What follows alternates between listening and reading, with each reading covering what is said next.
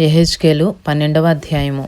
మరియు యెహోవా వాక్కు నాకు ప్రత్యక్షమై ఇలాగు సెలవిచ్చెను. నరపుత్రుడా, తిరుగుబాటు చేయు వారి మధ్య నీవు నివసించుచున్నావు. వారు ద్రోహులయుండి చూచు కన్నులు కలిగియు చూడకయున్నారు, విను చెవులు కలిగియు వెనుకయున్నారు.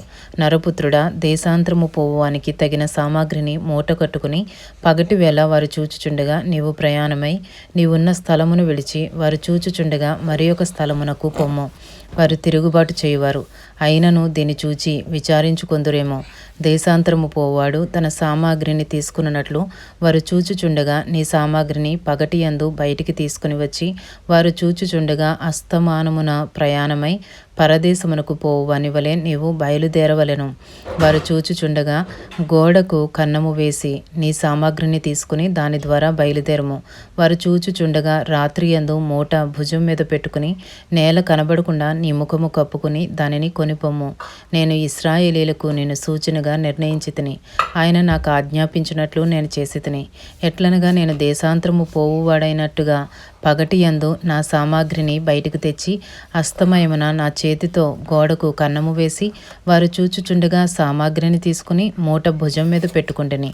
ఉదయమున యెహోవా వాక్కు నాకు ప్రత్యక్షమై ఇలాగు సెలవిచ్చెను. నరపుత్రుడా, నీవు చేయునదేమని తిరుగుబాటు చేయు ఇశ్రాయేలీలు నిన్ను అడుగుదురు గనుక నీవు వారితో ఇట్లనము, ప్రభువగు యెహోవా సెలవిచ్చినదేమనగా, ఈ దేవోక్తి భావము యెరూషలేములోనున్న ప్రధానికిని దానిలోనున్న ఇశ్రాయేలీలకందరికీ చెందను. కాబట్టి వారికి మాట చెప్పుము. నేను మీకు సూచనగా ఉన్నాను. నేను సూచించినది వారికి కలుగును. వారు చెరలోనికి పోయి దేశాంతర నివాసులగుదురు.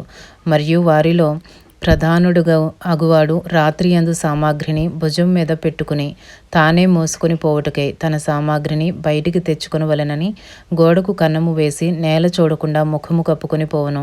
అతని పట్టుకునుటికై నేను నా వల యొగ్గి వాని చిక్కించుకుని కల్దీల దేశమైన బబులోనునకు వాని తెప్పించెదను. అయితే ఆ స్థలమును చూడకయే అతడు అక్కడ చచ్చును. మరియు వారికి సహాయులై వచ్చిన వారినందరినీ అతని దండు వారినందరినీ నేను నలుదిక్కులా చెదరగొట్టి కత్తి దూసి వారిని తరిమెదను. నేను వారిని అన్యజనులలో చెదరగొట్టి ఆయా దేశములలో వారిని వెళ్ళగొట్టిన తరువాత నేనే యెహోవానై ఉన్నానని వారు తెలుసుకొందురు. అయితే నేను యెహోవానై ఉన్నానని అన్యజనులు తెలుసుకొనున్నట్లు తాము చేరిన అన్యజనులలో తమ హేయ కృత్యములన్నిటినీ వారు వివరించి తెలియజెప్పుటకై ఖడ్గము చేత కోలకుండను, క్షామమునకు చావకుండను, తెగులు తగలకుండను నేను వారిలో కొందరిని తప్పించెదను.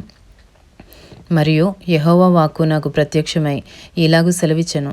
నరపుత్రుడా, వణకుచూనే ఆహారము తిని తల్లడింపుము.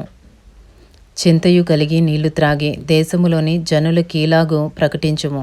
యెరూషలేము నివాసులను గూర్చియు ఇశ్రాయేలు దేశమును గూర్చియు ప్రభువైన యెహోవా సెలవిచ్చినదేమనగా, దానిలోనున్న కాపురస్తులందరూ చేసిన బలాత్కారమును బట్టి దానిలోని సమస్తమును పాడైపోవును గనుక చింతతో వారు ఆహారము తిందురు, భయభ్రాంతితో నీళ్లు త్రాగుదురు. నేనే యెహోవానై ఉన్నానని మీరు తెలుసుకున్నట్లు కాపురపు పట్టణములు నిర్జనములుగా ఉండును, దేశమును పాడగును. మరియు యెహోవా వాక్కు నాకు ప్రత్యక్షమై ఇలాగు సెలవిచ్చెను. నరపుత్రుడా, దినములు జరిగిపోవుచున్నవి, ప్రతి దర్శనము నిరర్ధకమగుచున్నది అని ఇశ్రాయేలీల దేశంలో మీరు చెప్పుకొను సామెత ఏమిటి?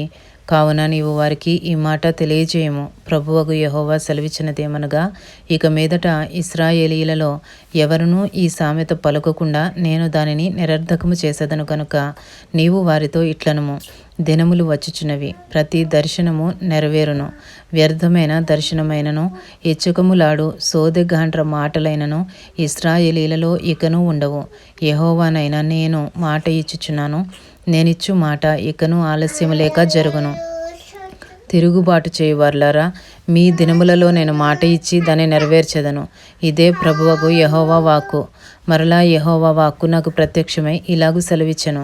నరపుత్రుడా, వీనికి కనబడిన దర్శనము నెరవేరుటకు బహుదినములు జరగవలెననియు బహుకాలము జరిగిన తరువాత కలుగు దానిని వీడు ప్రవచించుచున్నాడనియు ఇశ్రాయేలీలు చెప్పుకొనుచున్నారు కదా. కాబట్టి నీవు వారితో ఇట్లనము, ఇకను ఆలస్యము లేక నేను చెప్పిన మాటలన్నీ జరుగును. నేను చెప్పిన మాట తప్పకుండా జరుగును. ఇదే యెహోవా వాక్కు. ఇంతటితో యెహెజ్కేలు 12వ అధ్యాయము పూర్తి చేయబడినది.